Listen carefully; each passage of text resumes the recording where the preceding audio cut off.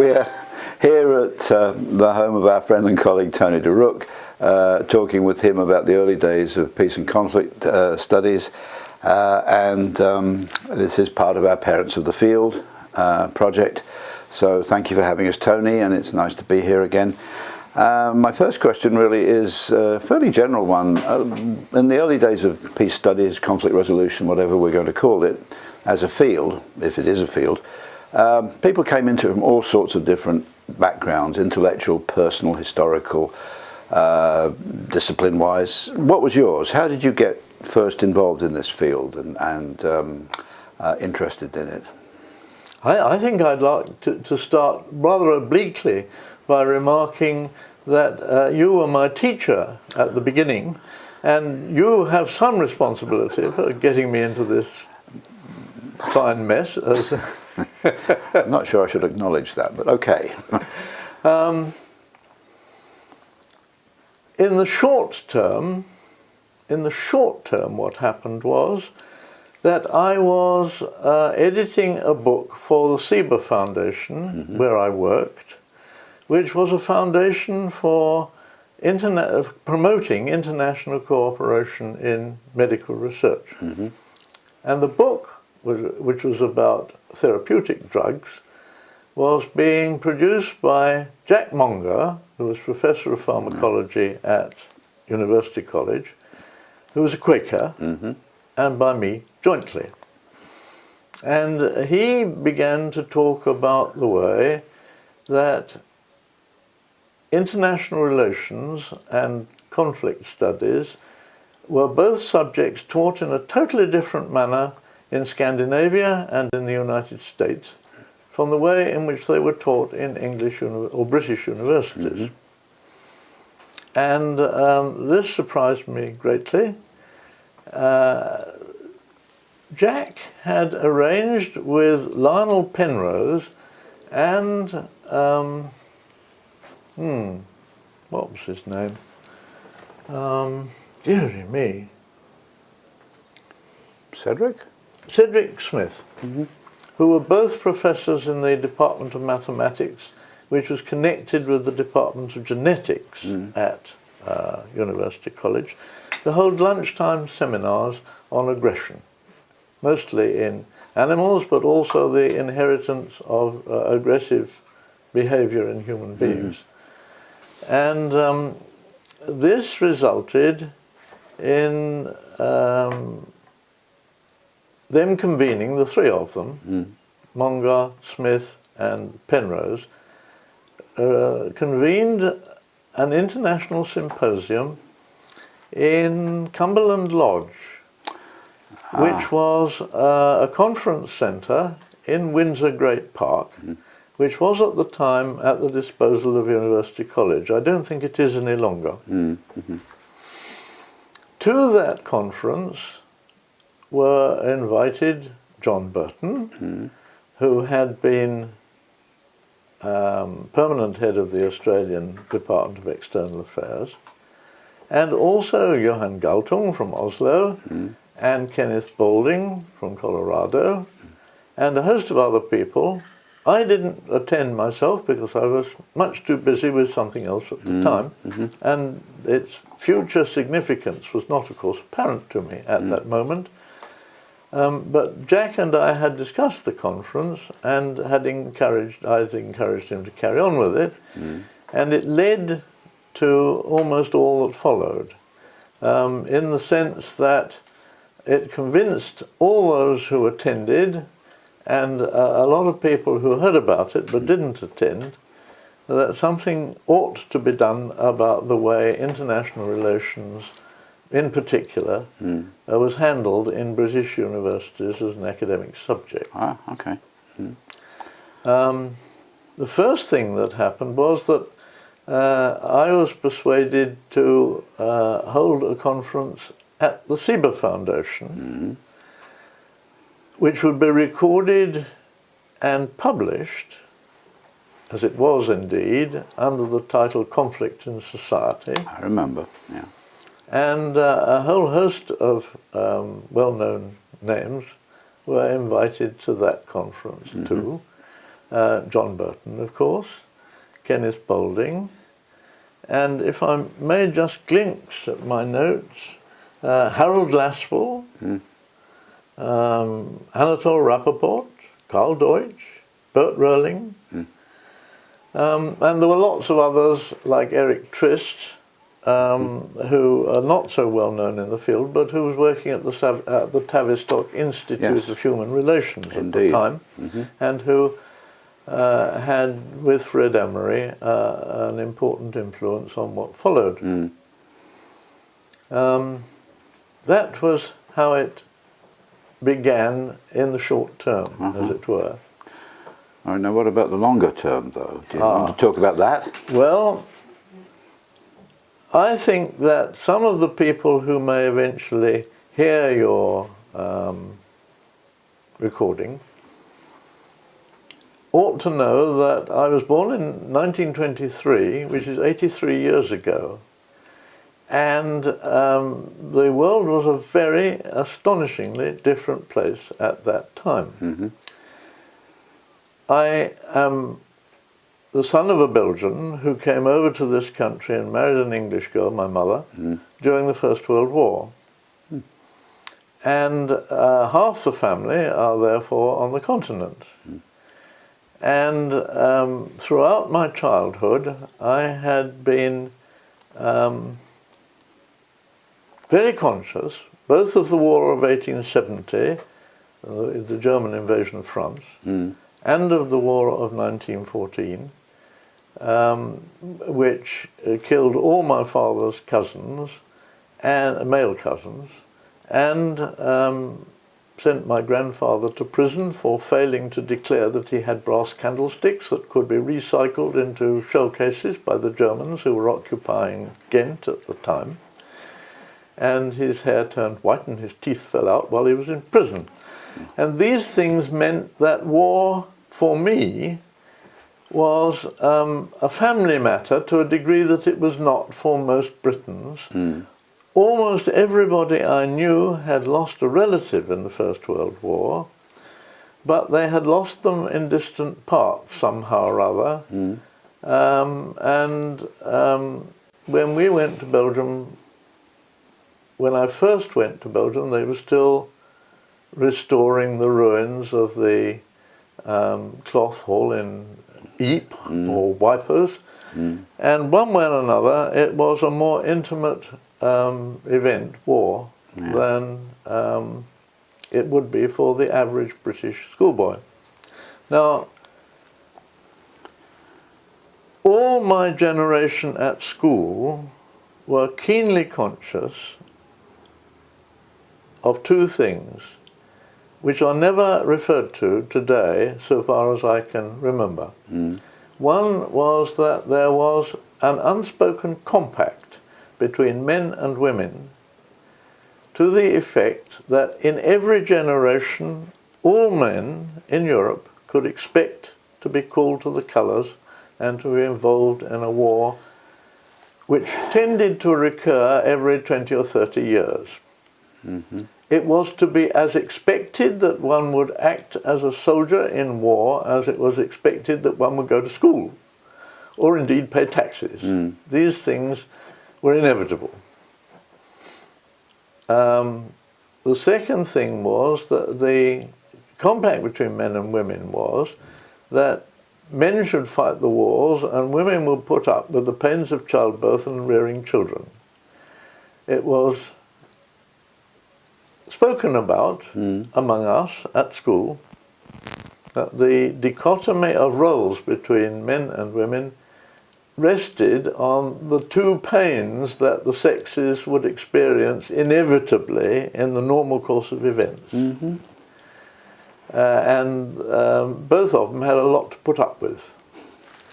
The women's were more extended because they either repeated childbirth or the pains of child rearing, which were acknowledged to be quite considerable, went on for a long time, whereas wars were brief and terrible episodes. On the other hand, the chances of being actually destroyed in a war, killed in a war, was slightly larger, even in those days, than that of dying in childbirth. Anyway, this view of life concentrated the mind wonderfully. In 1933, we spent a lot of time, the family, back in Belgium. And my grandfather's house looked out onto the river Scheldt, which was an artery of trade in Europe, joined up to the Rhine. And down past the front windows of the house, every morning, every day, several ocean-going ships slid silently by, towed by tugs. And I remember in 1933, the first time a German ship came down past the house, flying the swastika of the Third Reich, and how all the people poured out of their houses to look at it, and how some of the women threw their aprons over their faces, and one or two of the older ones wept. There was an expectation of war and a horror at what was going on in Europe, which extended from 1933 onwards and led to a total conviction that war was inescapable. I may say that this has continued, of course, ever since 1945 until fairly recently, when the Cold War, the standoff between East and West, armed with nuclear weapons, was also in the minds of most people, not exactly all the time, but one was never free from being aware that war was in the air, and that if it were to happen, it would be worse even than anything that had previously been experienced, not to say perhaps the end of the human race. The need to abolish war was a given for almost everybody for the greater part of my life. Almost everybody just gritted their teeth and got on with life. But I was singularly fortunate in meeting John Burton and also Joseph Rotblat, about whom we might talk a little later, both of whom gave me personally the opportunity of actually doing something about it instead of sitting and mourning the inevitability of war on taxes. So, war on the one hand and international relations theories and ideas on the other. But say a little bit more about yourself, because this was the 30s, the war did come with its consequences. Oh, yes. And how did you arrive at Seba? What was your... Because I remember you talking, I think, about being at Imperial College, but I also remember you talking about being in the Air Force. So what's the linkage between you as the schoolboy from that generation and you as the executive at Seba? Well, I joined the RAF during the war as a meteorologist. Oh. I didn't stay doing just meteorology, let me say. I became liaison officer of the French Air Force because I was supposed to be able to speak French on the basis of having matriculated, we called it in those days, I remember. in French. But it turned out to be a perfectly reasonable job, except that it involved liaising with French officers who were in charge of the innumerable German prisoners which were taken in northern France after D-Day, where we were situated in the town of Rennes, in Brittany, not in Normandy, but in Brittany. Anyway, yes, I messed about as an RAF bloke in the war, and finally got sent out to India, and the division of India into, or the Indian continent, into two states, and the the dreadful civil war that broke out there. So you were there during partition then? Yes, indeed. Yes, indeed.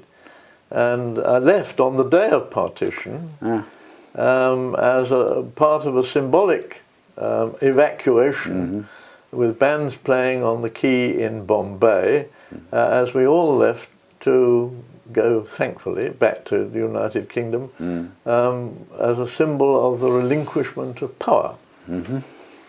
What the hell am I supposed to be talking about? Well, you're talking about how you eventually... what happened? When I got home, I graduated at Imperial College, and it so happened that the physics department where I worked was really dedicated to nuclear energy, or rather nuclear physics. Nuclear energy had just come on the agenda, and afterwards I went into the Department of Chemical Engineering, which might have equipped us, Marjorie, my wife too, because we were both undergraduates at the same course and went into postgraduate work at the same time, might have equipped us for the nuclear power industry, or indeed for the nuclear weapons industry.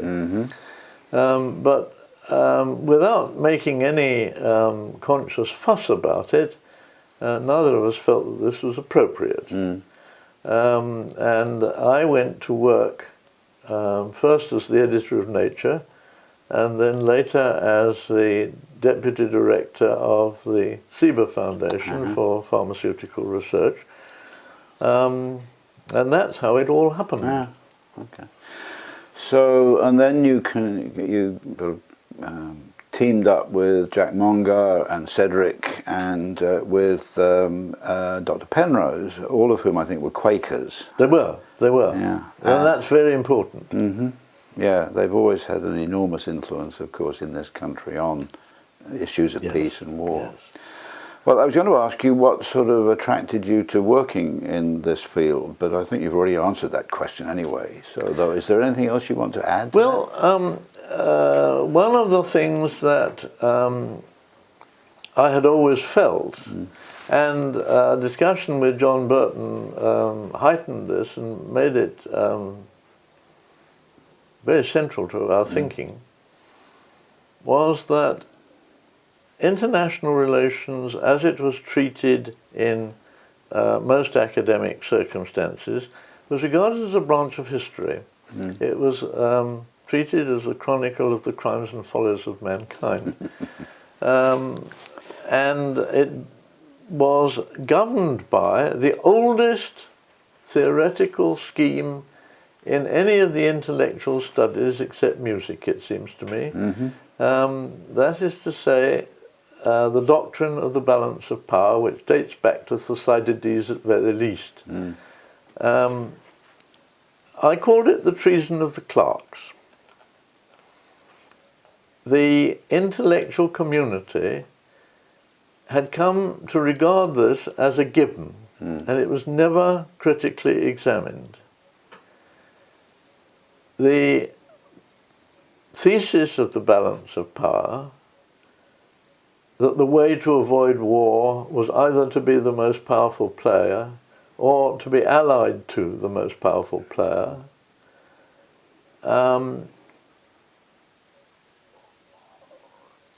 is a self-fulfilling prophecy. It led to mutual suspicion and hostility as a built-in norm of international relations throughout the whole of history, and led to repeated, it seemed to us, the repeated wars, which, as I say, appeared to us to occur quite regularly in every generation. Inescapable, because the intellectuals who wrote about history, who commented on it in the media, who discussed it in political circles, were all absolutely content to analyze all past and future situations and to base all policy on the doctrine of the balance of power. the revision of that doctrine, or at least the critical examination of that doctrine, and preferably the discovery of alternative schemes of thought and action, were very high on the agenda. Mm-hmm. And this seemed to me to be one of the consequences of the Cumberland Lodge meeting, Okay. that no alternative intellectual scheme was currently on offer, though glimpses of it. John Burton, in particular, had some very interesting things to say about this.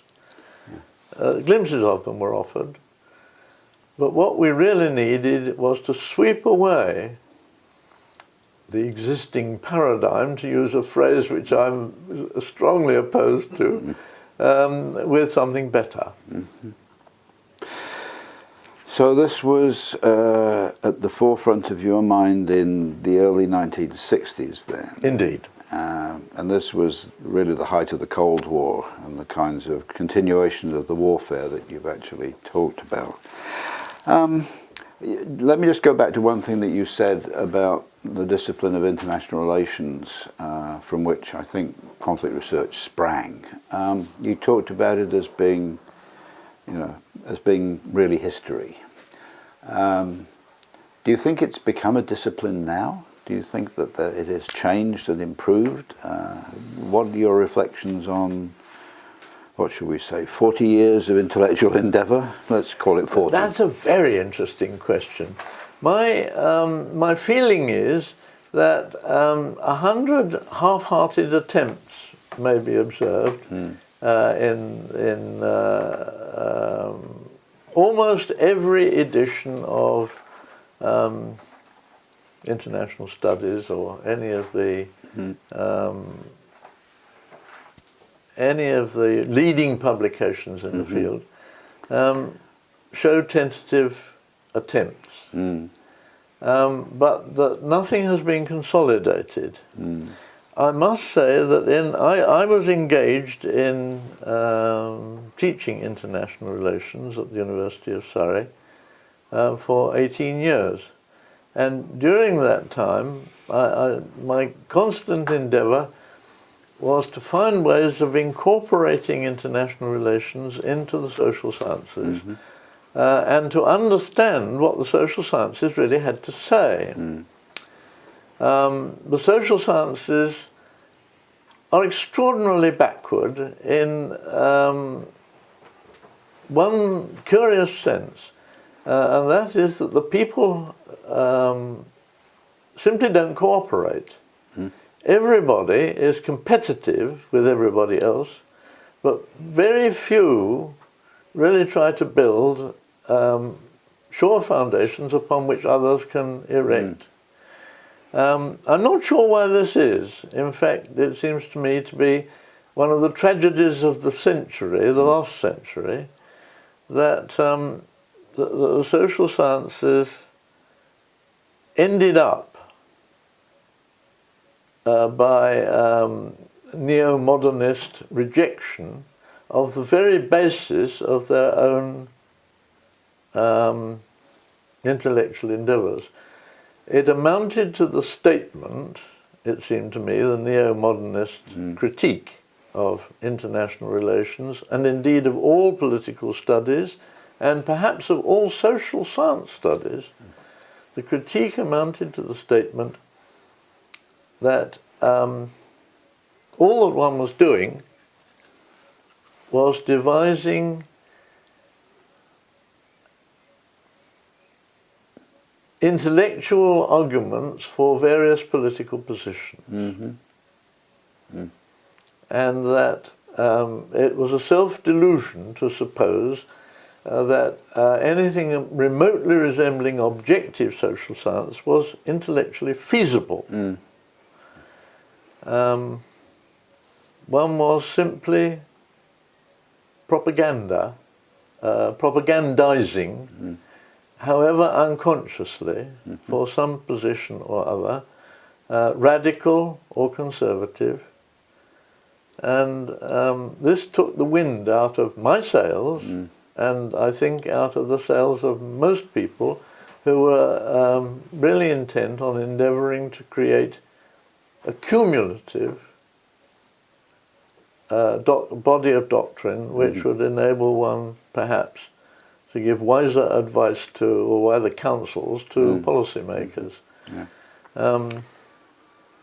I don't know still what the answer to all that is, but it does seem to me that it is a danger into which one falls in pursuing social science, that one is in fact finding almost theological arguments for backing one policy rather than another, or one set of policies, one attitude rather than another. But that renders the whole enterprise unfeasible and technically null and void from the start, is one that I'm unable to refute, but totally unable to accept. All right. Well, let's go back again to those early days, because I want to go back to something Jack Mongar said, and something that happened as a result of the Cumberland Conference. Cumberland Lodge, wasn't it? Yes. Jack, when you talked about him, said, I think initially there are these great differences between the way in which international studies or international relations are taught in the States and in Scandinavia. Indeed. And at that time, I think there was a big move in Scandinavia to sort of rethink all of this, but that came about under the title of peace research. Now, you also mentioned, of course, that the conference at Cumberland Lodge produced a whole series of organisational results, one of which was the Conflict Research Society. Yes. So the Scandinavians talked about peace research, and we started to talk about conflict research. Can you remember why it was decided that you were doing, or going to try to do, conflict research, and the Scandinavians were doing peace research? Was there a reason? Were they different?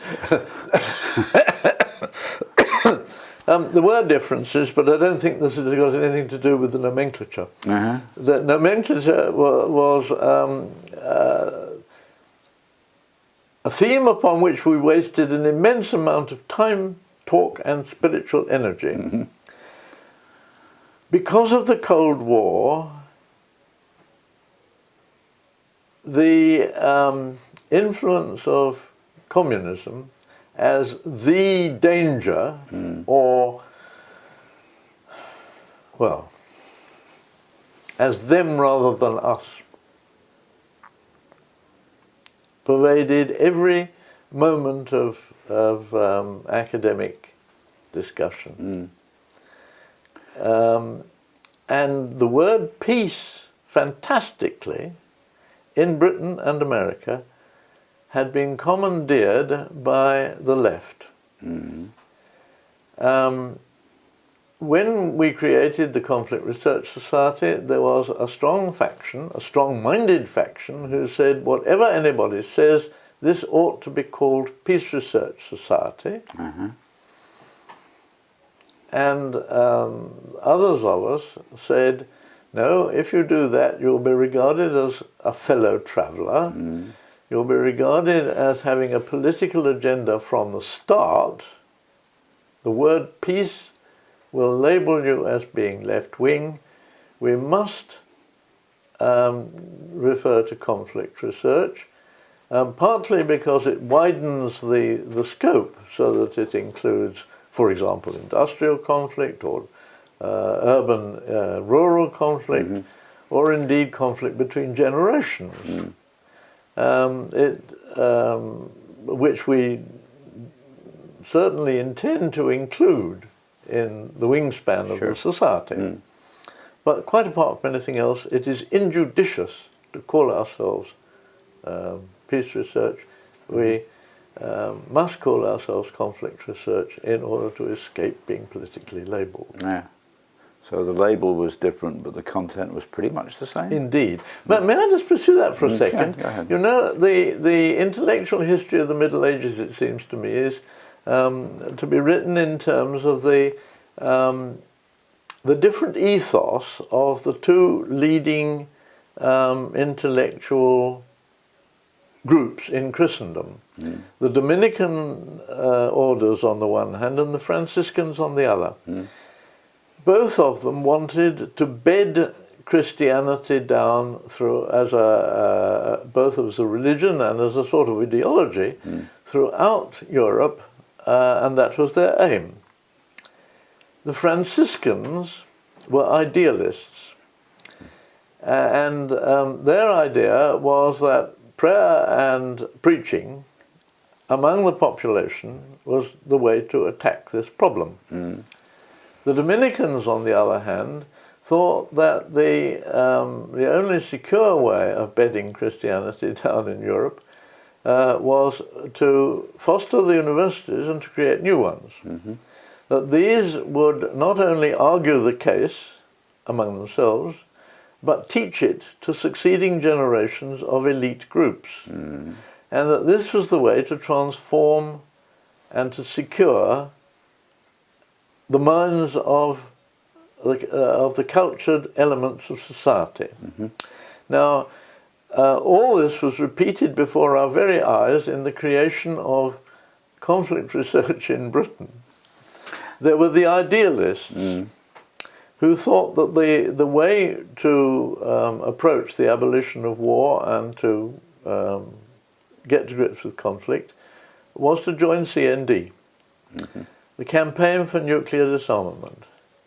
And that what one did was, on the one hand, preach, and on the other hand, posture in public in such a way as to attract public attention and the attention of the media.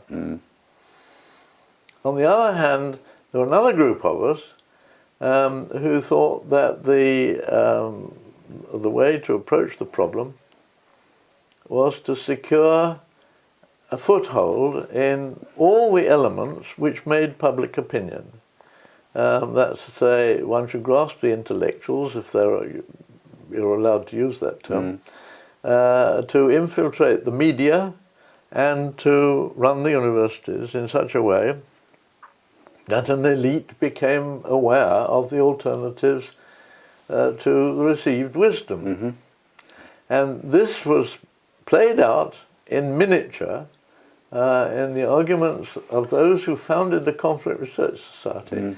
There were the sea-green, incorruptible Franciscans who said that we are a peace research society, and we really want to declare, to nail our colours to the mast and declare who we are, and to do it no matter what. And there were others, of whom I was one, who Machiavellianly thought that we should perhaps attempt to grasp the leaders of power by stealth and to infiltrate the universities and the media. And I may say that I thought that it would take a whole generation at least before this percolated down to the public, as it were. On the other hand, there were others who thought that one last heave and we shall get there. Well, the interesting thing about that, and about your point about labelling, of course, is when it came to an international research association, it was the International Peace Research Association, which I think got set up at more or less the same time, didn't it? It did. And you had quite a considerable role in pushing that one as well. And John Burton was also the founder of the International Peace Research Association. He had created something whose initials I remember spelt or pronounced the word Coriapas. I cannot remember what Coriapas stood for, but it was an outfit, a temporary, a council or a committee or something, which John created with a view to instituting what he called a social science Pugwash. Okay. We can talk about Pugwash in a minute or two, but the point about it was that leaders in the social sciences, and in particular in the international political sciences, should meet regularly together and remake the discipline, and, as I say, grasp the levers of intellectual power in the universities and schools and media and so on. Choreopus was lacking in support and money and everything, and I was in charge of the rooms at the Seba Foundation in Portland Place behind the BBC. And John came, and on a number of occasions he chaired meetings of Choreopus.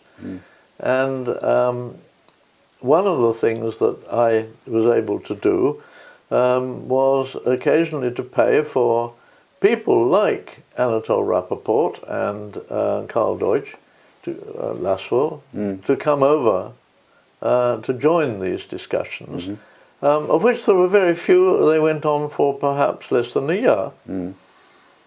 I attended all of them, and it wasn't quite clear, to my mind, precisely what was intended. It became apparent towards the end, and I'm going to put this as clearly as I can, and probably in a way that is a bit naughty, but it seemed to me that what John wanted to do was to create a foreign service which was at the service of humanity and not of any particular state. It should not have in its mind's eye the national interest of anybody. It should have no interest except that of humanity as its driving force. And that the creation of a scholarly community to back this endeavour was very high on the agenda. Okay. So sort of an invisible college. Exactly so. Yes, the invisible college is indeed the term that frequently came to mind. Well, Bert Rolling, who was a jurist in Holland, who had sat on the war crimes trials in Japan as a judge. Bert Rolling was very interested in this program. He joined Choreopus, and whatever Choreopus meant, and eventually, after a very short time, 6 months, maybe a year, it came to fruition even before the Conflict Research Society. It preceded it. I have a notion that it preceded it by a month or so. Okay, so this would I'm be not sure. About 60. This is 1963. Okay. Yeah. Okay. And I think IPRA held its first and inaugural meeting in Groningen, to which John and I and everybody on your list practically Everybody attended. who was anybody, yeah. Groningen was the university, or the town where the university in which Bert Rolling taught was situated. And the meeting was planned in London in the Seba Foundation, with John participating and being the driving force behind it. And his intention was that the International Peace Research Association should be a conspiracy, I'm being tendentious and deliberately, should be a conspiracy of teachers and practitioners in diplomacy to rewrite the ground rules of international relations outside the balance of power paradigm. Right, yeah. And when we went to Groningen, it turned out that all the university people there were really intent on producing an international union, of which there are a great number, an international scientific, international humanistic unions, are really sort of UNESCO writ small. They were proposing something rather different from what John really had in mind. And John went along with it. He drove it. Bert Relling took it over and shaped it into something much less ambitious but more feasible.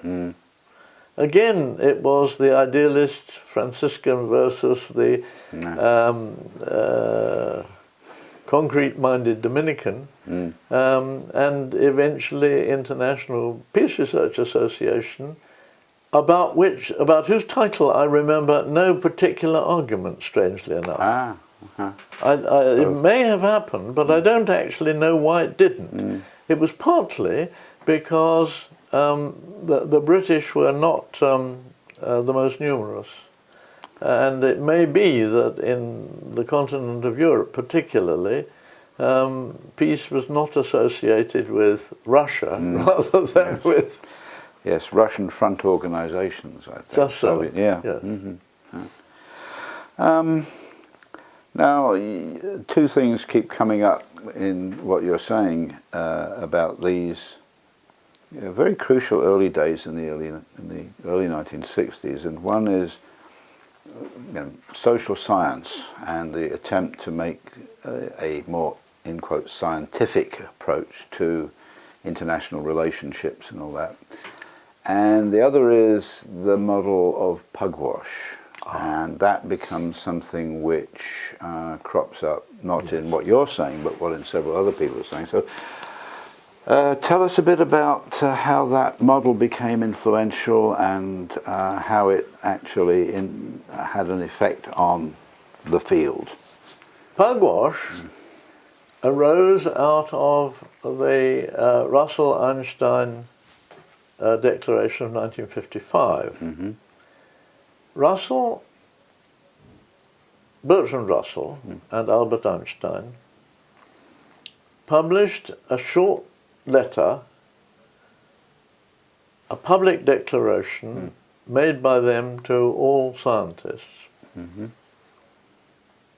to the effect that it was the moral duty of all those in the scientific world to use their influence and to guide governments into peaceful paths.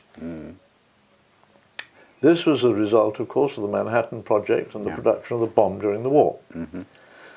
Now, one of the most influential people in my life, and one of the most influential people in the growth of the whole business of peace research and the creation of Pugwash, was Joseph Rotblat, who was a Polish Jew who had escaped, or rather who had come to England to work in the University of Liverpool in the month before the war broke out.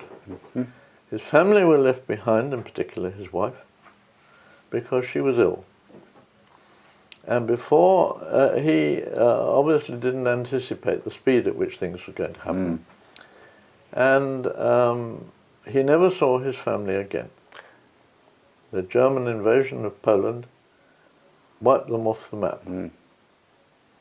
Joseph Rotblat was a nuclear physicist who worked with Chadwick, who discovered the neutron, in the University of Liverpool, and was swept into the Manhattan Project for making the bomb. He went over to the United States and took part in the manufacture or the invention of the bomb in the first instance.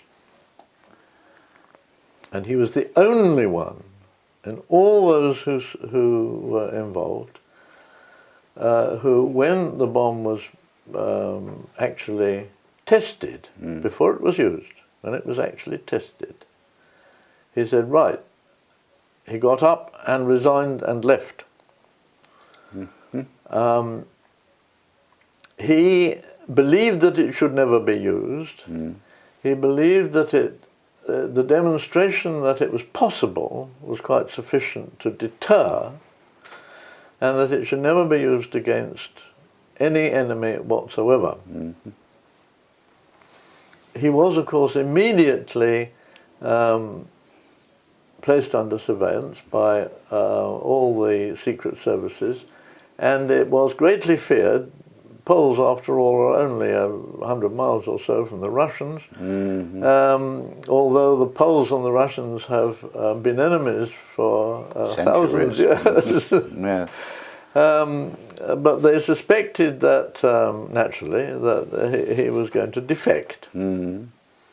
However, it became apparent that he wasn't, and he was allowed to come back to this country and resume his university jobs over here.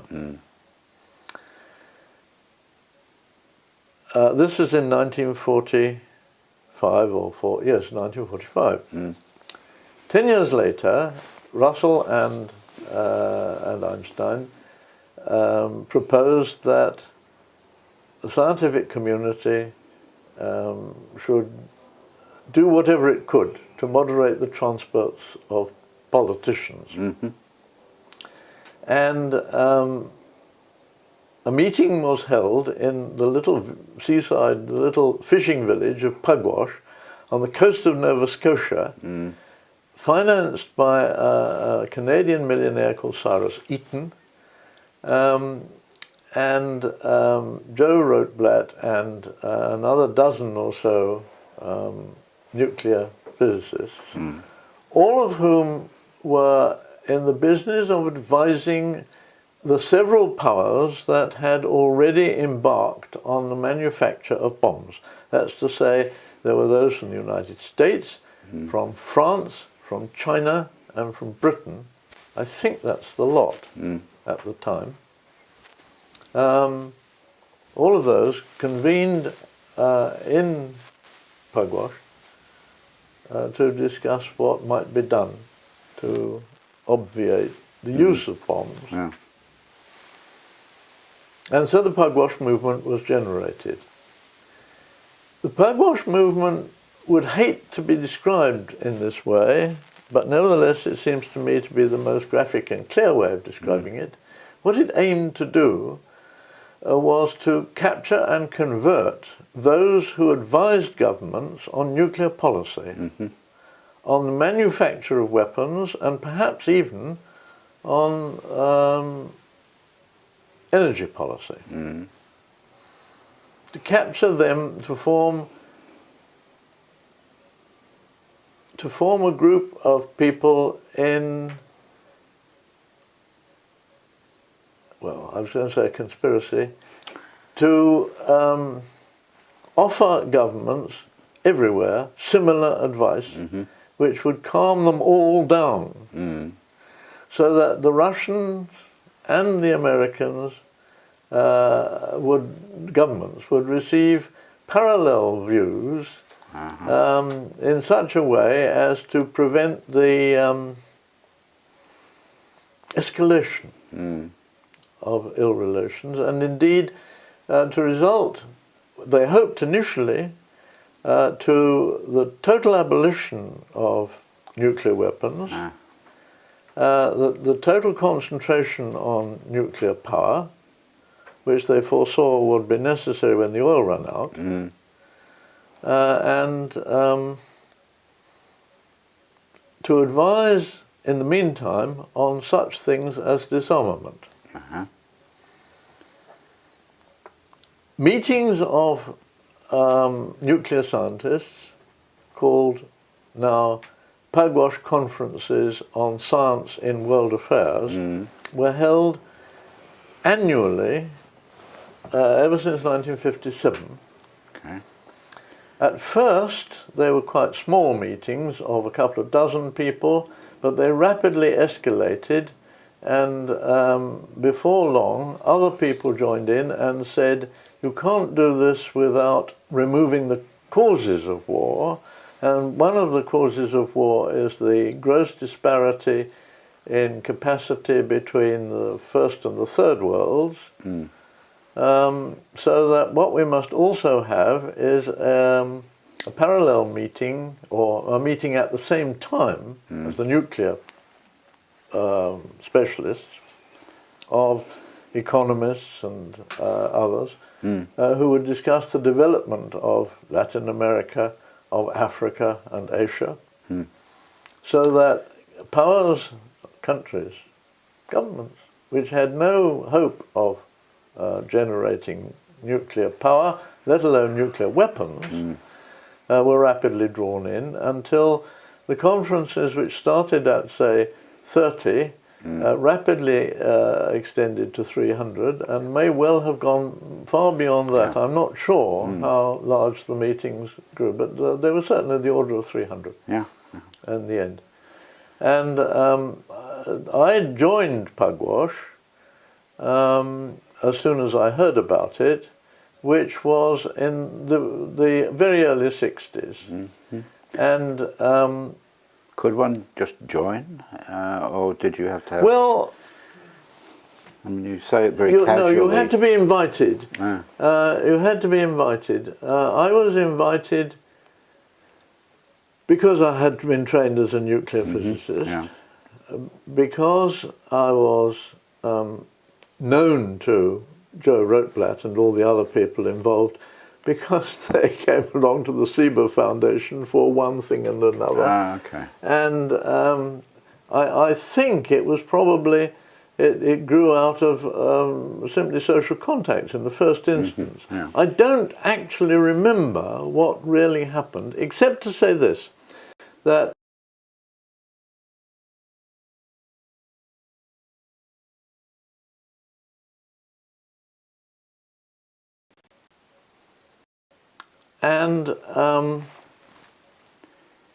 this led to those who dispensed this largesse having enormous prestige and power.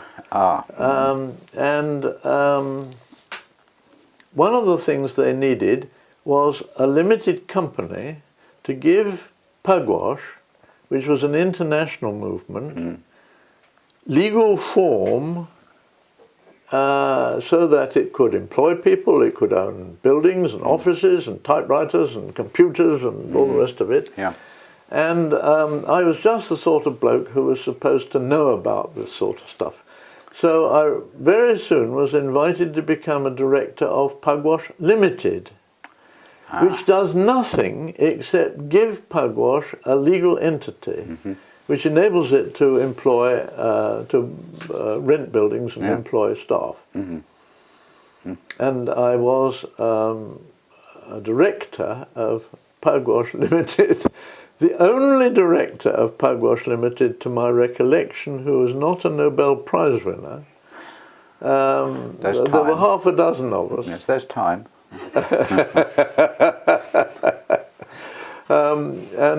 We met once a year. And went through the motions for legal purposes of appointing accountants and sharing accounts and all this sort of thing. But it simply enabled us to do all the other things, or enabled Pugwash to do all the other things. Now, Pugwash was run by Rothblatt from London. It was actually, it had a council which was international, in which everybody was represented, all the countries of consideration in Europe. And the headquarters eventually settled in Rome, and have fairly recently moved to the United States, to, I think, New York, or Washington. I think it's New York, actually. But the point was that the ideas and the central direction, however cack-handedly, emanated from Joe Rothblatt in a little office in London. A very tiny office, smaller than this room. And that was absolutely crammed with books and papers all over the floor, rickety chairs, a big desk, and Joe sitting behind it. And that's what I tried to be Joe's right-hand man, his man Friday. Did you have an official title? No. Well, just a member of the committee. But all the other members of the committee were even older than I, well, much older than I am. They were people like Rudolf Piles, for example, yes. Rudolf Piles was another German refugee, Jewish refugee, who was entirely influential in inventing the bomb. He worked at Oxford, I think. And by the time, well, he was an elderly man while I was the office boy. And he was typical of a lot of others, Neville Mott, all of whom were famous physicists who had had great influence on the progress of science, who were the other directors of this, that and the other in Pugwash. And they had frequent, very, very good ideas on what to do about whom to entrain, whom to invite, whom to get to talk about this, that and the other. But the conferences, insofar as they were successful, were mainly concerned with thinking about bombs. The parts which were thinking about the development of the Third World and so on were, to my mind, epiphenomena which had no lasting influence on affairs. So Pugwash served as a model for peace research, conflict research. Was there much more cross-fertilization than that? I think there was very little cross-fertilization. Let me give you an idea of what Pugwash was able to do successfully. You may recall that probably in the 60s, probably in the early 60s, there was the problem of the baby teeth.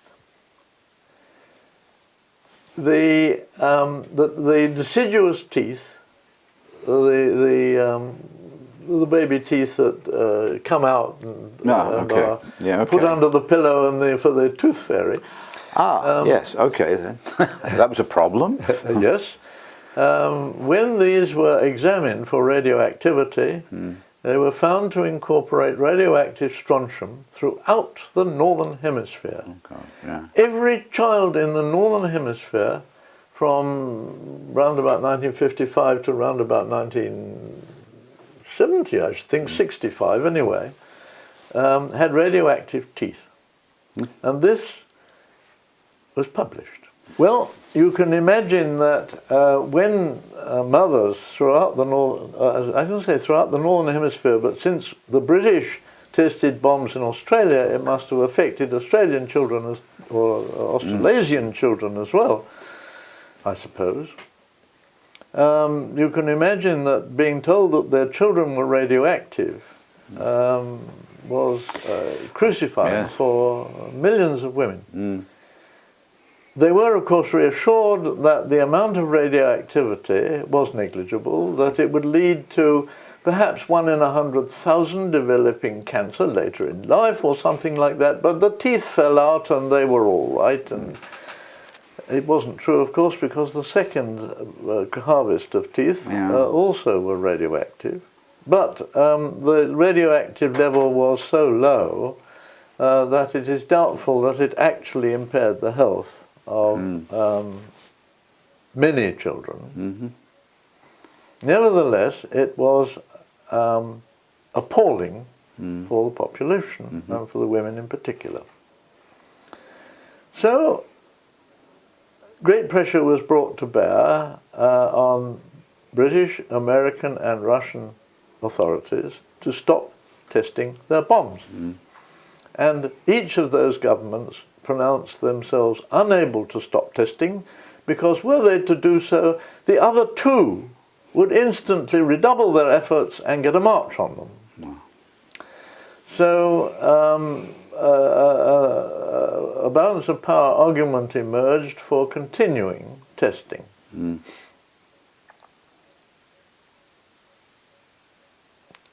It was proposed that future tests should be held down mines, not in the atmosphere, but down deep shafts in the earth.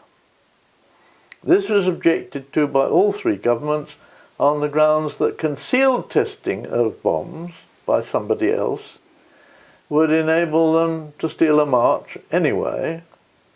And although this was technically feasible and indeed advisable, it ceased to be possible for us to say, we have done 12, all right, you have only done 11, you can do another one to come up in parity with us. That sort of trading was the sort of thing that went on in diplomatic circles at the time. A meeting was held, I'm not sure when, but in the 1960s, I'm afraid I haven't looked it up, in Oxford, of the Pugwash group. And a Russian seismologist, an earthquake expert, turned up and said, I can prove that it is impossible to test a bomb, however small, anywhere on the earth, without everybody knowing about it. You have to use seismographs. Nobody had thought about this before.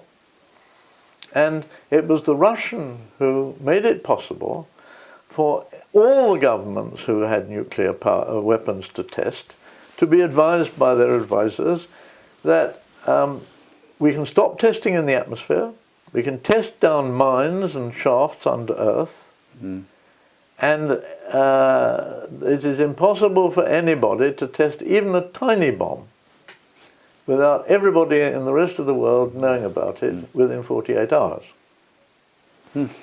This enabled the Atmospheric Test Ban Treaty to be signed by everybody.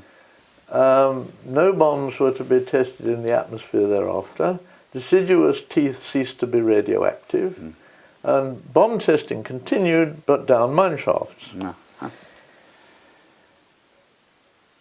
Other similar things were debated in Pugwash, and arguments were mustered to show that it was unnecessary or inadvisable to test underwater, which would ruin the seas and perhaps kill an infinite number of fish. That nuclear underwater mines should never be produced. Rockets were okay, but mines were ruled out because of the ecological damage that they would do in being tested. It was agreed in Pugwash that no bombs should be placed in space. That's to say, you can't put a rocket up, or rather a satellite up, armed with a bomb or bombs, which could be released in time of trouble, which was, of course, seriously considered by everybody.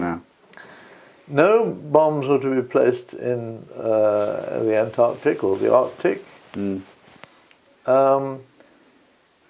There may be other things I forget, but that was those are the sorts of things which Pugwash was able to persuade governments to regard as likely to be casus belli rather than deterrents. The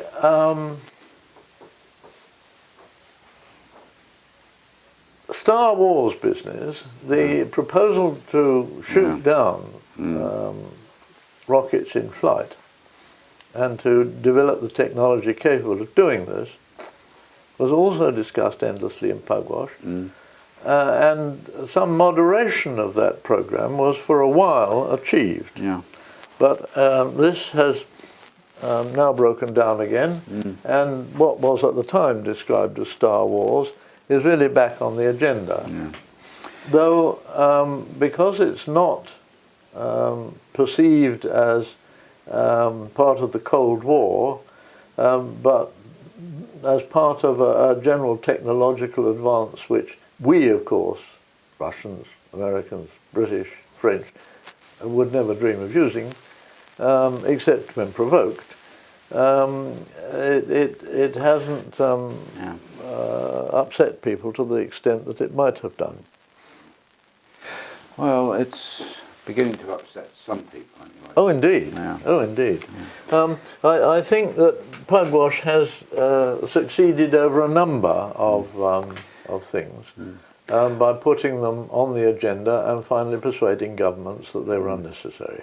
But Tony, I mean, it seems to me that at the very least, as far as Pugwash is concerned, one can look back and say, yes, it has had a number of successes and some partial successes in getting its ideas over and accepted. It's very difficult, I think, even with the best will in the world, to look back on the achievements of conflict research or peace research, whatever we're going to call it, and point to similar successes in getting ideas accepted. Or is that an overly cynical view? What do you think? I actually think that peace research has had a greater effect than people realise. Mm-hmm. One of the things, for example,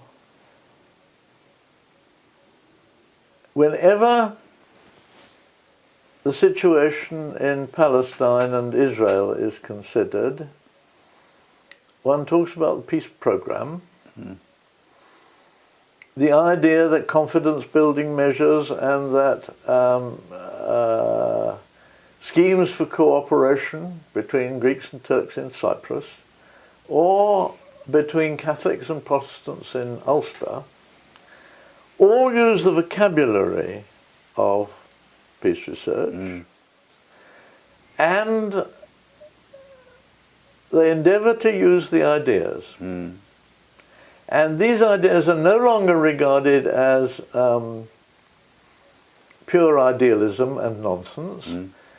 They're discussed in Parliament using the vocabulary that we put into circulation quite seriously as useful but not definitive. And I think that it has altered the tone of diplomacy in really serious conflicts.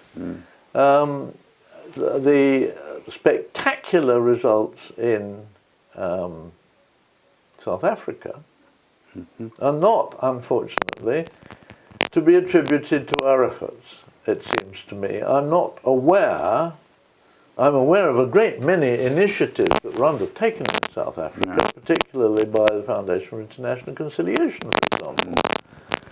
But I'm not aware that they actually bore fruit in what finally followed. And what finally followed, it seemed to me, was due to a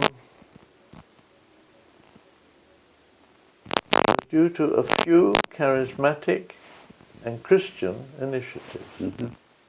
Charismatic individuals and Christian initiatives.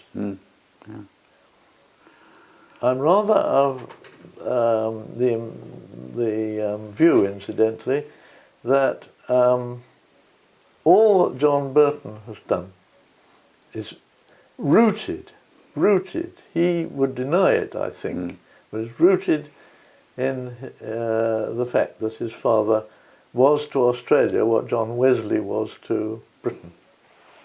He was the great Methodist Yes, I've heard. Christian minister. Okay, so let me push you a bit more on this results business, because you seem to be saying that the Dominicans won out and the Franciscans lost. Would that be unfair, inaccurate? What do you think? Being a Dominican myself, I'm inclined to assent to that proposition, but I don't think that's what I really want to say. Neither the Dominicans nor the Franciscans would have prevailed without the other.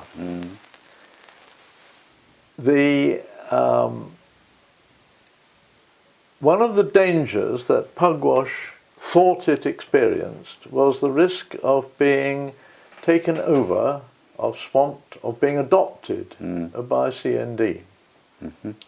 if that had happened, I fancy that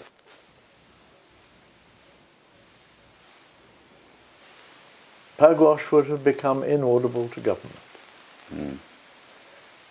The reason why Pugwash was able to talk to government was, on a whole, because it eschewed publicity, because there was no question of blaming the government for not listening to them. All that sort of thing never arose. It was a constant drip, drip, drip of advice, a constant provision of lengthy and rather dull papers to government circles, perhaps through Chatham House, but more often directly from Pugwash to the Ministry of Defence or to the Foreign Office, and to, of course, the corresponding organisations in other countries. I think they were each needed the other, but that what was absolutely essential was that there should be establishment figures arguing to other establishment figures in opposition to current practice. Okay. Well, so Dominicans 5, Franciscans 5. D'accord. Yes, right. I agree with that. Okay. Yes. I devised eventually a whole way of taking account of social structure and cultural anthropological elements of culture in a single complicated way of thinking about things, which I published with the greatest difficulty. And this is an interesting thing to my mind. Whenever I tried to publish anything, for example on controlled communication, I was told by journals devoted to international relations that it wasn't international relations. Negotiation is not part of international relations. I tried them in political science journals, and they said, oh, this is international relations. You don't do negotiations like this in ordinary political science. We don't think that you're applying to the right journal. I tried it in sociological journals, and they said, no, this is politics. And one way and another, I had the greatest difficulty in getting stuff published. A journal called International Interactions arose for a few years in the United States. It had a strong German input. Really? I attended a meeting in Germany at which I made a spectacular presentation, and they invited me to become one of the editors, so-called, of International Interactions, and I began to publish my stuff there. All right. Tony, looking back at these early days and since then, you've already mentioned John, of course, and also Joe Rotblat, but who do you think were some of the sort of seminal figures in the development of the field? We've talked about John, we've talked about Joe Rotblat, you mentioned Kenneth. Who do you think were really very influential in those early days of getting the thing started? Well, the name that immediately springs to mind in a rather oblique sort of way is Michael Nicholson. Who was director of the Richardson Institute and of the Conflict Research Society. He was permanent secretary in its very earliest days. Now, his interest was not centrally on, shall we say, negotiation or with conflict resolution in its purest sense. His interest was on conflict analysis and game theory, and he was an economist by trade, and his interest was very empirical, and mathematical, as it were. Yeah.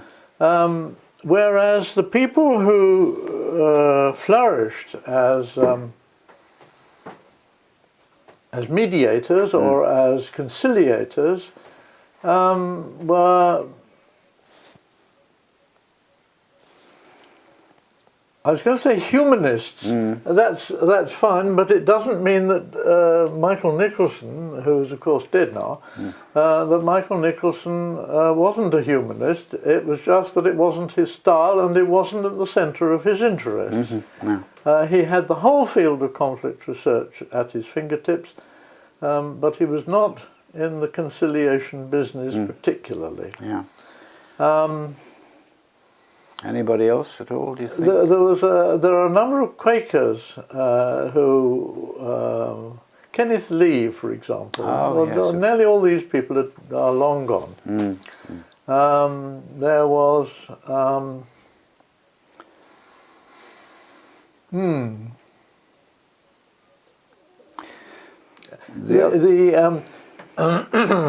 it's me age.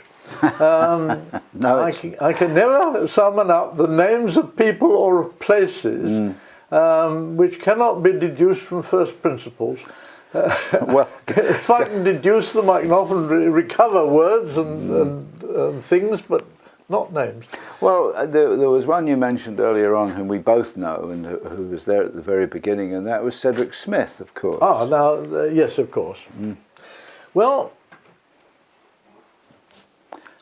who was Cedric Smith was a man who devoted himself, he was a great Quaker, he devoted himself to the interests of the Conflict Research Society,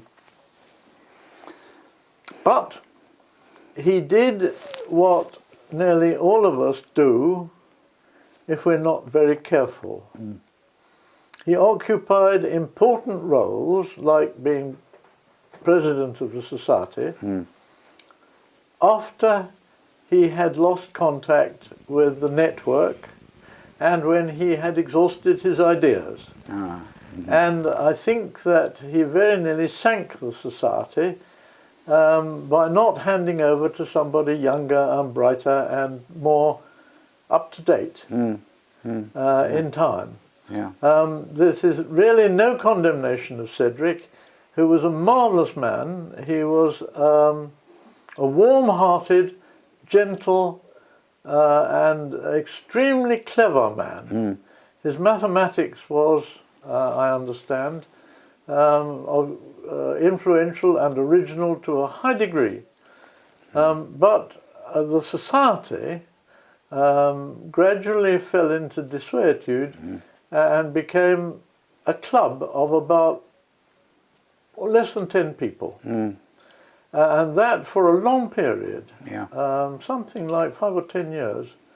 And it could have flourished and is now flourishing to some degree because it's in younger hands. Yes, I think probably we all have a tendency to hang on too long, don't we? Yeah, exactly. Exactly. Okay, crucial people from crucial people to sort of crucial ideas. What for you were some interesting and central and crucial ideas that helped push the thing forward? You talked earlier on about some of the ideas to do with negotiation, but what else? What else struck you at the time? And of course, some of the ideas from anthropology. But well, may I answer that? I find it difficult to summon up anything intelligible to say about that. So let me say something rather oblique.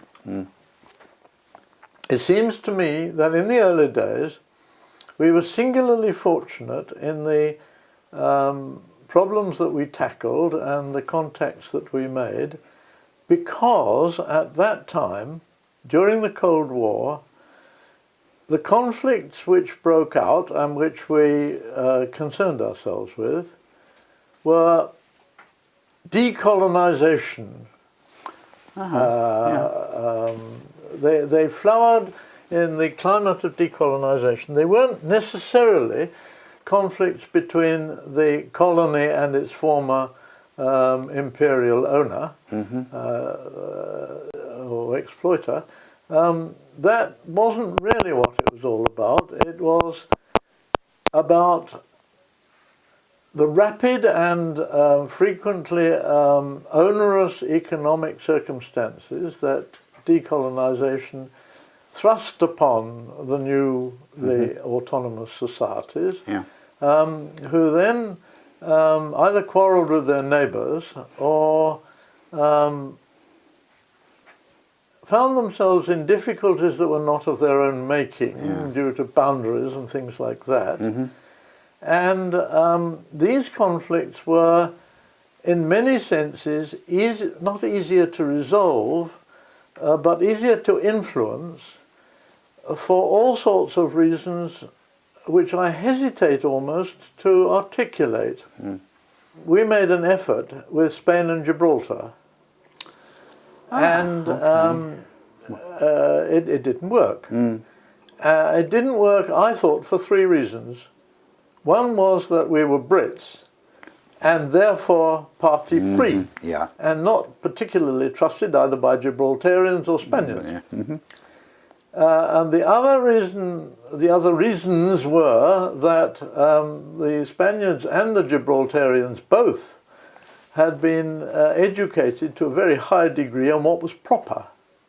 And stepping outside the normal routines and listening to arguments that were not based on the stereotypes that they were used to, the balance of power principle particularly, was unacceptable. And it didn't seem to me that we were ever going to get into that situation in the way that we had done elsewhere. And the other thing was the total disparity of power between the Spaniards and the Gibraltarians. If the British backed off to the smallest degree, there was no doubt where the answer would lie. And that, I think, was also a complicating factor. See, one of the things which I suspected were in our favour in many cases, and which John Burton didn't want to discuss, or at least he didn't want to discuss in these terms, was the question of exhaustion. I was inclined to think that the answer to all conflicts is to investigate the possibility of integration of the parties to the conflict. Conflict is a psychological situation in which the parties build barriers between themselves and break off all contact and dehumanize each other and don't think about relations with them. If somehow you can begin to build a relation between the relationships, a whole network of relationships between the parties, you're beginning to approach the possibility of conciliation. The trick, which in inverted commas, meaning an attempt to express in one sentence what one is trying to do when really you need a whole volume to express it, is to say that when the parties come to conceive of themselves as sharing a predicament, which both of them would be better off if they could wriggle out of it, you begin to build the possibility of cooperation, not with the enemy, but some other soul who is in the same predicament as you are, a mirror image. Now, in most situations, a disparity of power means that it is very difficult to paint the picture of a joint predicament. They have the predicament, but we're fireproof. Is a strong deterrent to enter into any meaningful integrative discourse. Let me ask you, I mean, just to sort of take up this idea of the fact that the field's always tried to be practical and applied, and your experience of it and mine to some degree has been pushing the idea of facilitated dialogues and problem-solving workshops. And my impression is that it's got more and more difficult to do that sort of thing. Yes. This, I think, I would attribute in part at least to familiarity with the conflict resolving community, so that authorities have met it before and it comes as less than an innovatory surprise. I think the surprise of having people who had the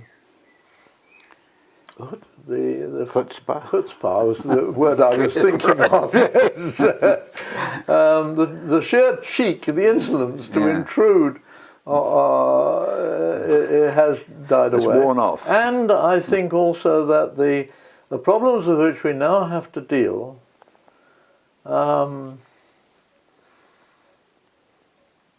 seem to me to be much less tractable, mostly because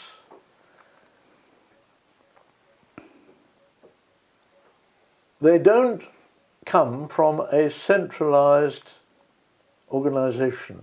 I mean, this, of course, applies most emphatically to anything connected with what is now called terrorism. But it also applies, say, to the Palestinians, not just today, but forever. I visited Palestine and Israel 3 times, and we went to the Lebanon and visited Egypt in the same spirit. And the difficulties, particularly with the Palestinians, was that no one was speaking for them. Now, if you haven't got a centralized organization to deal with, I think it opens up all sorts of possibilities which can only be taken advantage of if you have a lot of time and resources. I don't think it actually disables you, or at least it doesn't necessarily disable, but it does mean that it's an infinitely protracted process. Or in a way, it almost requires that you should build somebody up until other people in their community think that their ideas are so startlingly new and useful that they should be listened to. A long time period. Just so. And the resources required in the control communication team are then enormously increased. And has never, I think, existed. Well, I think you're right. It is something that is difficult to run from a university because of the university demands. It's difficult to run from an organisation like, well, John was always talking about the Green Cross organisation. But the Green Cross organisations are constantly looking for funds and support and resources, and that limits their time available. So I'm not sure what the answer is at the moment. But I have wondered. I mean, it's the sort of organisation that newspapers command, that the media command, placed at one's disposal, even for a month or so, might work wonders. But to build up something like the media network that is required both for intelligence and for contacts and networking is quite beyond the scope of a tiny organisation such as we have always been associated with. You and I, Christopher, were connected with the Foundation for International Conciliation. My perception of that was that it should be a sort of centre for the analysis of conflict such as John Burton ran, writ large and permanent and properly funded and located within the United Nations family. It was financed in 1984 by a television cable tycoon called Michael Davis, you'll recall, and it was patronized. It was its principal trustees were members of the Swiss government, and the people concerned from our side were extremely august. The Archbishop of York, John Habgood at the time, and Jean Frémont joined you and me as consultants. Right. And the idea was to, my idea, and I think our idea generally, was to place something like the Centre for the Analysis of Conflict on a permanent and official basis.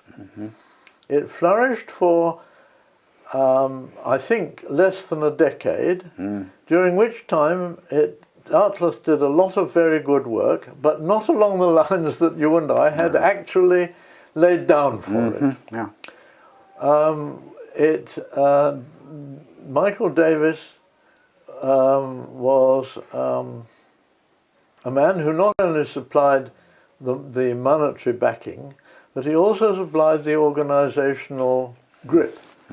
And he was a man who was very used to doing things on a large scale very quickly, and wasn't really psychologically adapted to cooperating with rather gentle Franciscan souls like us. He was the Dominican par excellence. Maybe a Jesuit. Well, yes, I think actually that's more likely. Anyway, he took the thing to South Africa. He, instead of asking the South Africans, as we would have done, how do you think you can get out of this situation, he called meetings and put to them various drafts of a South African constitution and discussed with them which of these would you prefer. He then, having decided that this wasn't he was not reaching a consensus with the South African of all shades and sizes, he moved over to Cambodia. And he rightly decided that the country was completely destroyed. Its infrastructure was totally destroyed.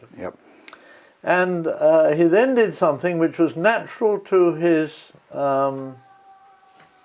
expertise, and that was to say that if the communication system within the country were properly restored, if all elements in the country could communicate with all other elements, then the situation would be improved. And the country might then, the people might then re-establish themselves as a nationwide community and might select their own leaders and all that sort of thing. Well, this was a very worthy idea. It's the sort of thing that a media man would immediately fasten on. And he began to revive the media, and particularly the broadcasting media in Cambodia, as the first step towards reuniting the country. Now, this is a very sensible thing to do, I'm sure, but it had got nothing to do with what we thought we were capable of helping him with.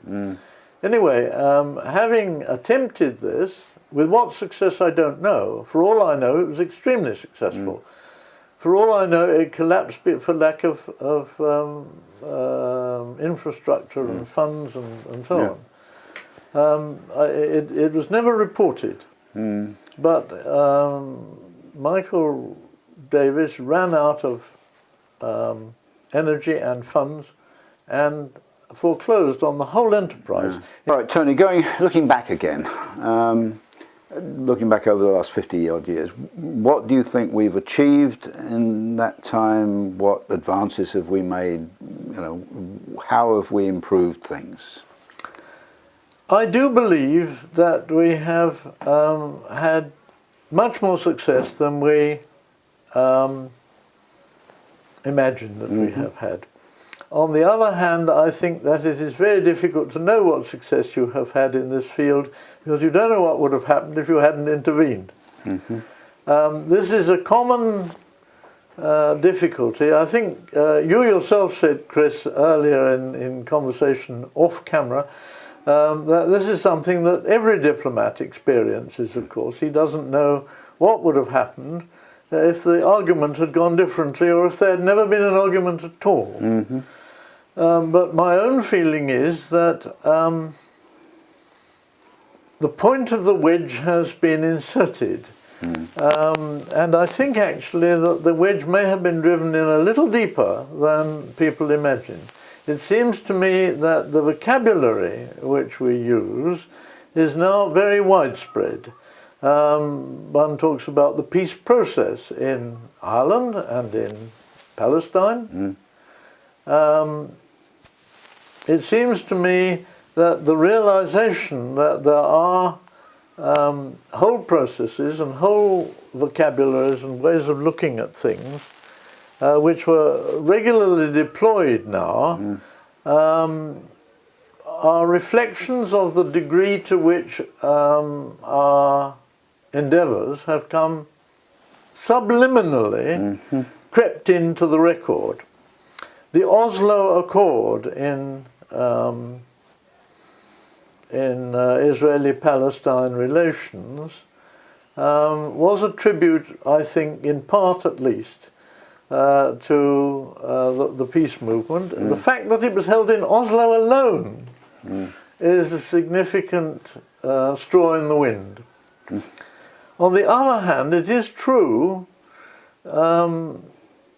that lip service rather than actual action or observance of the... but I'm not discouraged by this.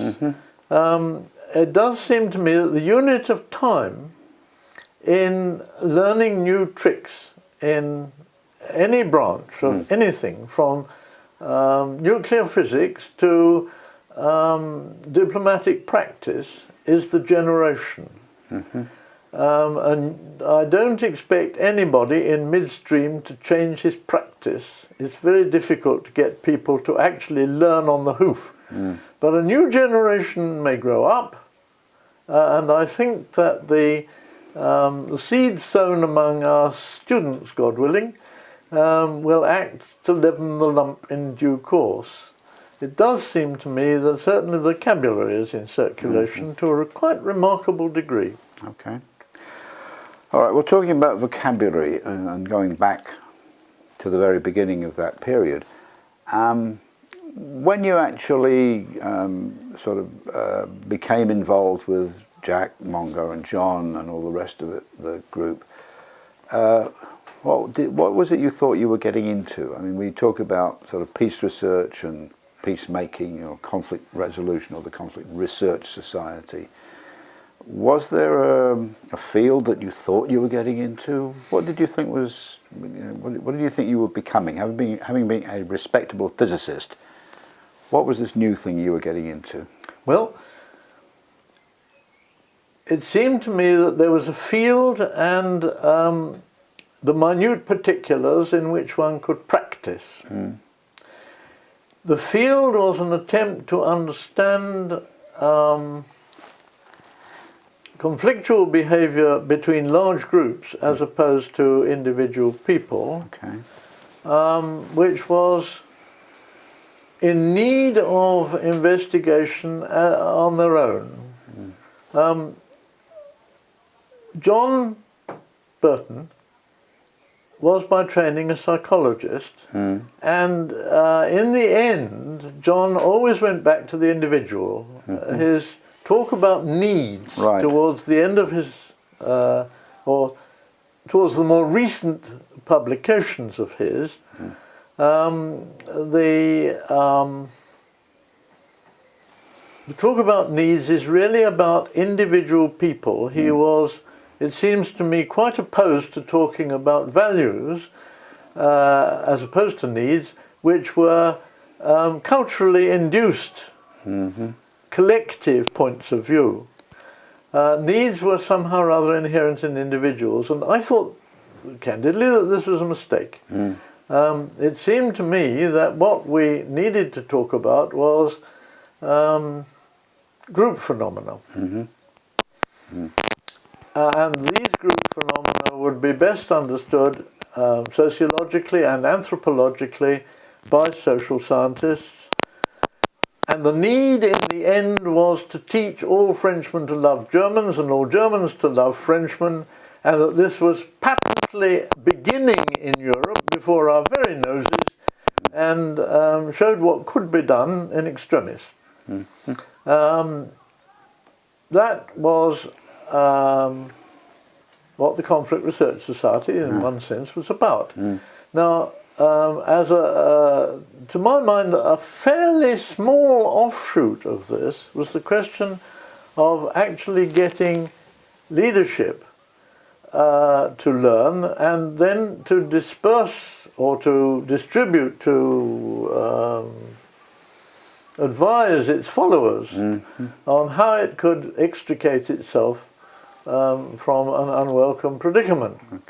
And that was what the conflict resolution aspect of the whole business of conflict research. It seemed to be a very small aspect. And as time went on, at first it appealed greatly as being, blessed are the peacemakers. And I was quite keen on being blessed. But with what did you wish to be blessed? but it didn't seem to me that the urgent thing was to have people who actually contrived a local truce. John would agree with that totally, but the real problem was the diffusion of integrative feelings among large sections of the population. And we talked about achieving some degree of agreement among the elites, who then returned to their own societies and were burnt up by a sceptical re-entry into their own environment. It seemed to me that that was the major problem that the conflict research community had to look at. Okay. Where did peace come into this? Was it different from conflict? Peace? Yeah. Well, we have hinted at this before. I do think that we were certainly seen, and I didn't mind personally, but other people felt uncomfortable and doubted whether, well, what I didn't mind was being regarded as very radical and being possibly mistaken for a communist. But the word peace had the wrong flavour, and for the majority of the population who regarded it as a propaganda word. The peace became an acceptable aim, or rather, peace became an acceptable word imperceptibly as communism ceased to be a mythical dragon to be opposed. The total collapse of the socialist ideal still astonishes me. And I doubt very much whether history in the long run will show that this was the victory of democracy over autocracy as it appears to be interpreted at the moment. I do think strange things, such as, for example, that if the first communist states had been Scandinavian states, they would have handled it totally differently, and we should all now want a spot of the action. If socialism in the Soviet sense had awaited the invention and perfection of the computer culture, which has not yet been fully attained by a long chalk, they might have found, for example, that steering the economy in profitable directions, that's the wrong word, in fruitful directions, was possible. I'm not at all clear that the directed economy has failed. I think it was prematurely attempted. I also think that it raises some dreadful problems that have not been solved, which democracy is now repeating. We have created in Europe a larger agglomeration of people which can possibly operate a multicultural democracy. This is the anxiety that Johan Galtung has been expressing for some time. And I don't know how it's going to be accommodated. Yeah, it's growing and growing. And, I'm not sure how peace has been accepted, but it seems to me concomitant with the decrease of the with the role of communism as the enemy. yeah.